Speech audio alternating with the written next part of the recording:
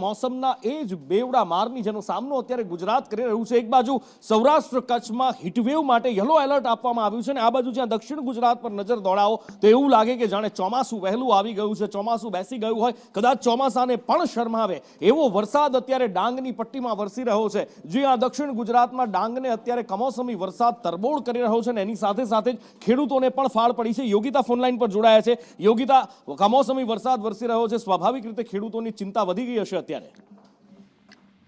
નિપુર, અત્યારે જે કમોસમી વરસાદ વરસી રહ્યો છે તેના માટે અહીં જોવા જઈએ તો મોટાભાગે ખેડૂતો માટે હવામાન વિભાગે જે કઈ સૂચનાઓ આપી છે, જેમાં જંતુનાશક દવા અને ખાતરનો ઉપયોગ આ સમયગાળો પૂરતો ટાળવા માટે તેમને કહેવામાં આવ્યું છે।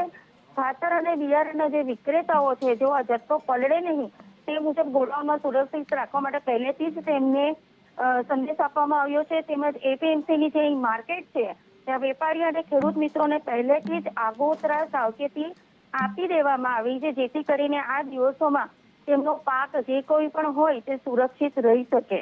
અને હાલ જે તમે જોઈ રહ્યા છો, જે ધોધમાર વરસાદ છે તે ડાંગ જિલ્લાના પૂર્વ પટ્ટી વિસ્તારમાં ચિંચલી અને કરંજવેડી ગામનો જે વિસ્તાર છે ત્યાં ધોધમાર વરસાદ વરસી રહ્યો છે હાલ તો, અને વાતાવરણમાં ઠંડક પ્રસરી છે। બિલકુલ, વાતાવરણમાં તો ઠંડક પ્રસરી છે, પણ ખેડૂતોના કાળજે ચિંતા છે, કારણ કે આ જે વરસાદ છે આ ખેડૂતોને બરબાદ કરનારો કમોસમી વરસાદ છે।